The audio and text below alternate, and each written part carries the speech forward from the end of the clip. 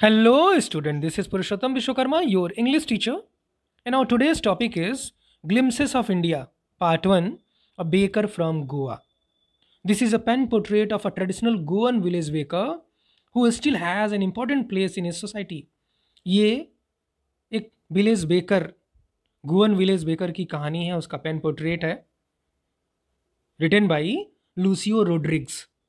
In this part, especially we'll study about a baker from Goa. Specially Portuguese time से जो baker आए India में और आज भी उनका जो प्लेस है उसके बारे में हम पढ़ेंगे. So let's begin. This is a pen portrait of a traditional Goan village baker who still has an important place in his society. और elders are often heard reminiscing nostalgically. अक्सर हम अपने बड़े बूढ़ों को सुनते हैं अपने पुराने दिनों को याद करते हुए. वो अपने पुराने दिनों को याद करते हैं नॉस्टैल्जिकली, thinking fondly about the past. हमारे टाइम में ये था, हमारे टाइम में वो था, ऐसी चीज़ें सस्ती मिलती थी, 1 रुपये में ये मिल जाता था, ऐसी ऐसी चीज़ें वो बात करते हैं. About those good old Portuguese days, पुर्तगाली समय की, जब ब्रिटिश, पुर्तगीज़ या फिर फ्रेंच लोग इंडिया में आए थे 1947 के पहले के time. And the Portuguese and their famous loaves of bread. और क्या बात करते हैं वो पोर्चुगीज़ के बारे में, उनके फेमस लोब्स ऑफ ब्रेड, वो जो ब्रेड बनाते थे बेक करके, आटे को बेक करके जो लोब्स बनाते थे. Those eaters of lobes might have vanished. हो सकता है कि आज की डेट में वो बड़े बड़े जो ईटर्स हुआ करते थे, दोज ईटर्स ऑफ लोब्स यानी पोर्चुगीज़ नहीं रहे, but the makers are still there. लेकिन उनके बनाने वाले, उन लोब्स को बनाने वाले, उनको बेक करने वाले आज भी हैं. We still have amongst us the mixers. हमारे बीच कौन से लोग हैं? मिक्सर्स हैं, जो मिक्स करते हैं, आटे को मिक्स करते हैं. द मोल्डर्स वो मोल्ड डो इनटू लोब्स, जो उसको अलग अलग शेप देते हैं आटा बना करके. And those will bake the loaves, और वो भी हैं वो बेक द लोब्स, जो उस छोटे छोटे लोइयों को बेक करते हैं, ब्रेड बनाते हैं. Those age old time tested furnaces still exist. आज भी वो भट्टियाँ, those furnaces, fire places still exist, आज भी हैं. The fire in the furnaces has not yet been extinguished, और उनकी आग अभी भी बुझी नहीं है. That means all these are working till now. The third and jingle of the traditional bakers bamboo. आपने देखा होगा जो फेरी वाले होते हैं अक्सर एक टोकरी लिए रहते हैं और एक बम्बू अपने साथ लिए रहते हैं. टोकरी सिर पे होती, बम्बू हाथ में होता है, और बम्बू बजाते हुए चलते हैं वो. और जहाँ रुकना होता है बम्बू वर्टिकली खड़ा कर देते हैं और उसके ऊपर से टोकरी रख के उसको सपोर्ट कर लेते हैं. Traditional bakers bamboo heralding announcing his arrival in the morning can still be heard in some places. सुबह सुबह वो आता है अपना बम्बू बजाते हुए, पीटते हुए ज़मीन पर, ठक ठक ठक की आवाज़ के साथ, जिंगलिंग साउंड भी निकलता उसमें से. Can still be heard in some places, आज भी सुना जा सकता है. Maybe the father is not alive but the son still carries on the family profession. हो सकता है उसके पिता ना हो, लेकिन अभी बेटा अपने फैमिली के प्रोफेशन को कंटिन्यू रखे हुए है. These bakers are even today known as pader in Goa. और ये बेकर आज भी पडेर के नाम से जाने जाते हैं गोवा में. During our childhood in Goa the baker used to be our friend. जब हम बच्चे थे, लुसियो रोड्रिग्स बताते हैं कि जब वो बच्चे थे गोवा में, तो ये जो पडेर हुआ करते थे, बेकर हुआ करते थे, फ्रेंड हुआ करते थे. कैसे? कंपेनियन एंड गाइड, साथ में कंपेनियन गाइड भी हुआ करते थे. He used to come at least twice a day. ये जो पडेर होते थे या बेकर होते थे वो 2 बार आते थे दिन में. Once when he set out in the morning on his selling round. सुबह सुबह जब वो निकलता था तब आता था अपना सामान बेचने के लिए, अपना बेकरी आइटम बेचने के लिए.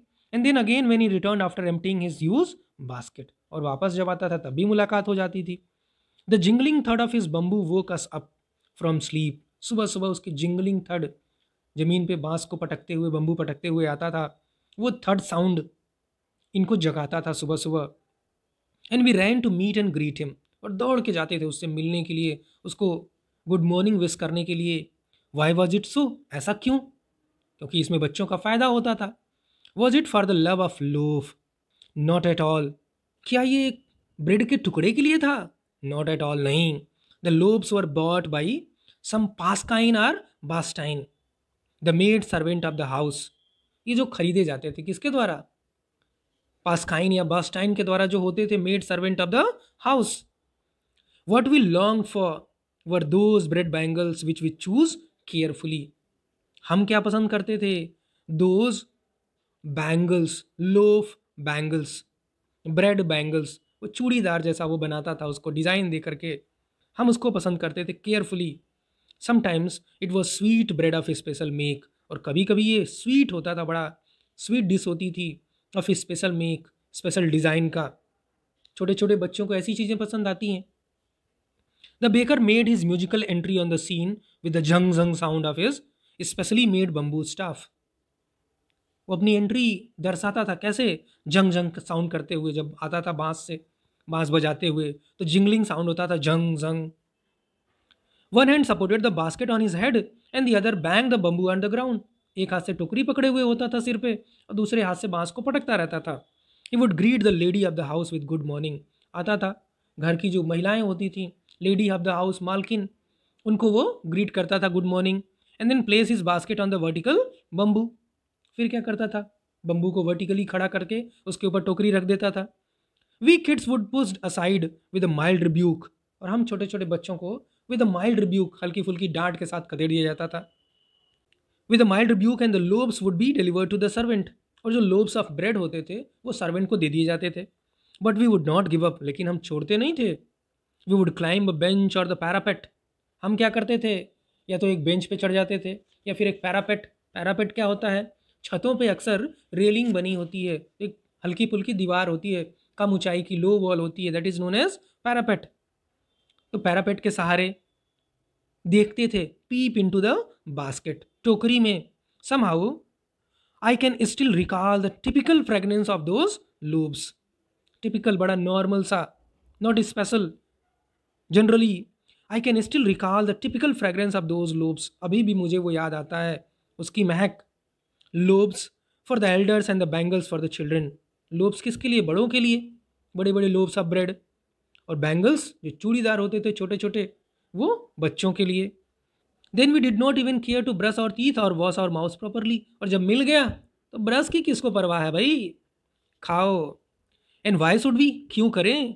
Y would take the trouble of plucking the mango leaf for the toothbrush. क्यों क्यों तोड़ें, क्यों इतनी तकलीफ उठाएं? Take the trouble of plucking the mango leaf for toothbrush. And why was it necessary at all. Toothbrush करना क्यों जरूरी था? मैंगो लीव्स तोड़ करके ब्रश करना जरूरी क्यों था? The tiger never brushed his teeth. Tiger तो कभी ब्रश नहीं करता. Hot he could wash and clean up everything so nicely. After all, गरम गरम चाय सब कुछ पूरा मुंह साफ कर देती थी, तो ब्रश करने की जरूरत नहीं थी. Marriage gifts are meaningless without the sweet bread. उस टाइम रोडिक बताते हैं कि उस time marriage gifts are meaningless without the sweet bread known as the ball.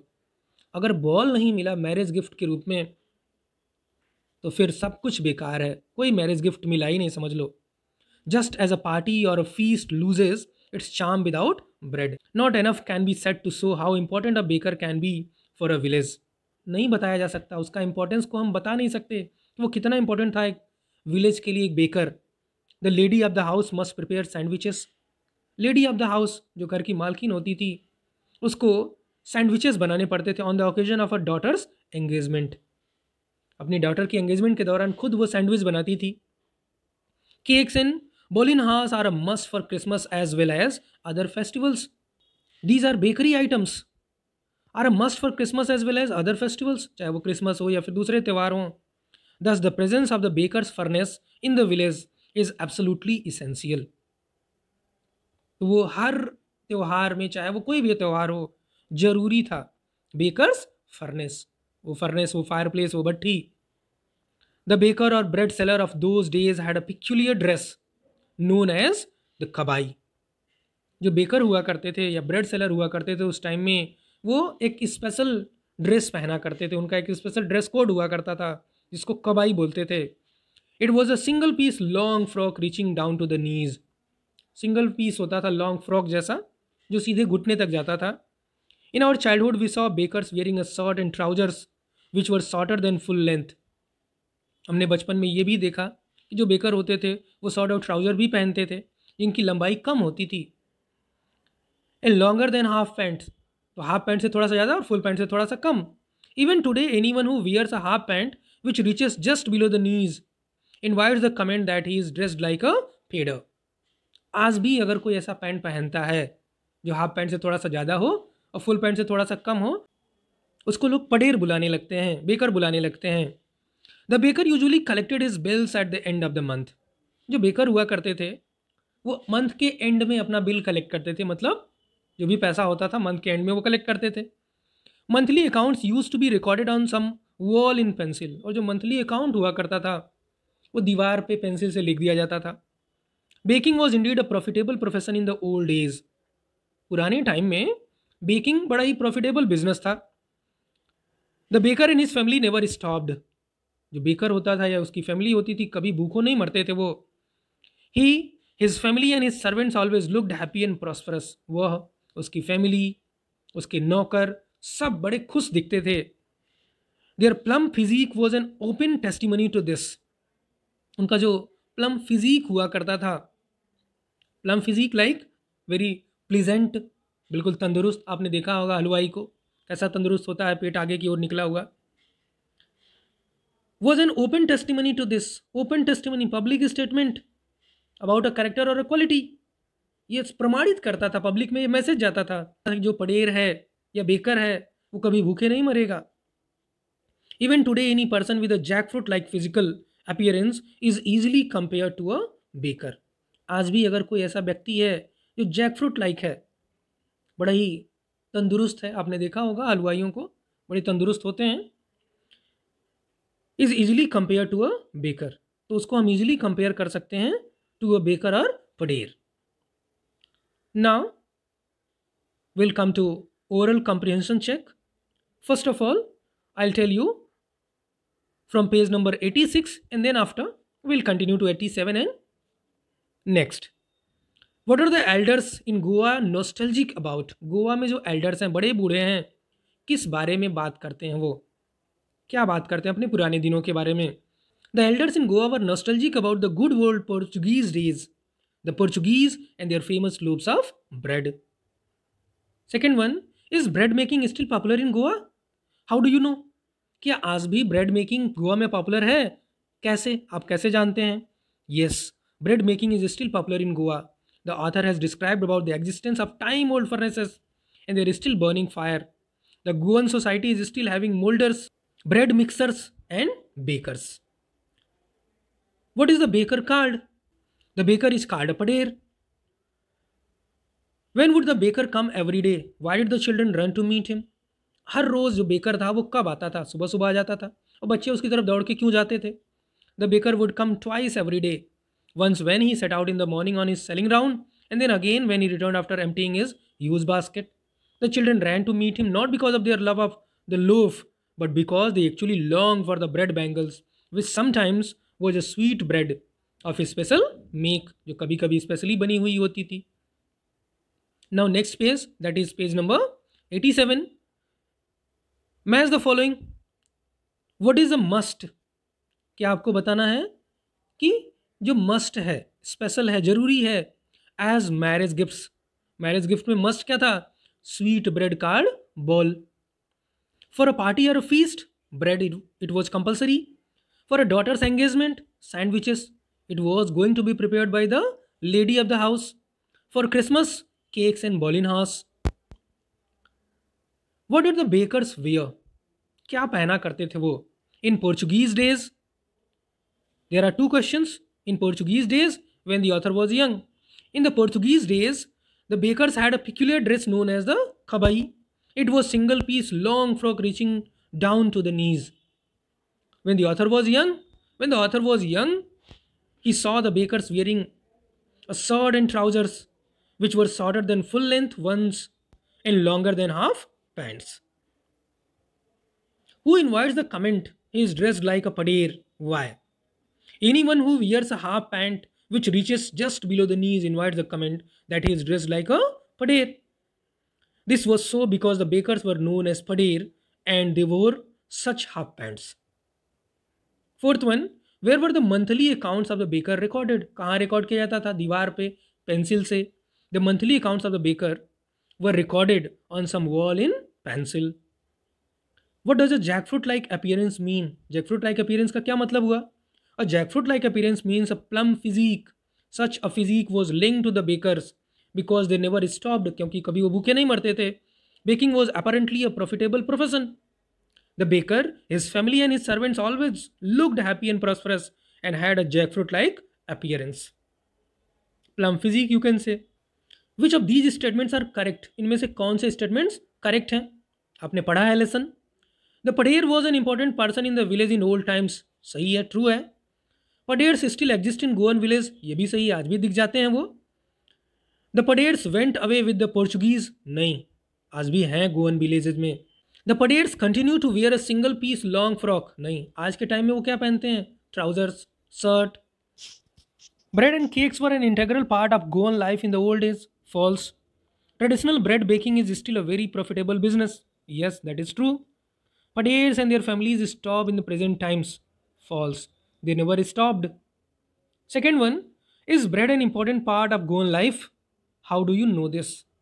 क्या गोवन लाइफ के लिए, गोवन विलेज के लिए ब्रेड इंपॉर्टेंट है? How do you know? Bread is an important part of Goan life. Marriage gifts are meaningless without the sweet bread known as the bol. For a party bread is a must, while for Christmas cakes and bolinhas are a must. Sandwiches must be prepared by the lady of the house on her daughter's engagement. The author says that everybody loves the fragrance of loaves. The elders were given loaves and the children were given bread bangles, which they long for. Also, the fact that bakery is a profitable profession shows that the love for bread is enormous in Goa. Now, the last one, take the right answer. What is the tone of author when he says the following? The thud and the jingle of the traditional baker's bamboo can still be heard in some places. That is nostalgic feeling. The author is nostalgic. Maybe the father is not alive, but the son still carries on the family profession.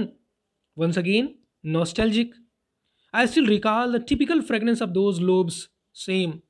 Nostalgic. If you remember good old days, that is nostalgic. The tiger never brushed his teeth. Hot tea could wash and clean up everything so nicely after all. Funny. Cakes and bolinhas are a must for Christmas as well as other festivals.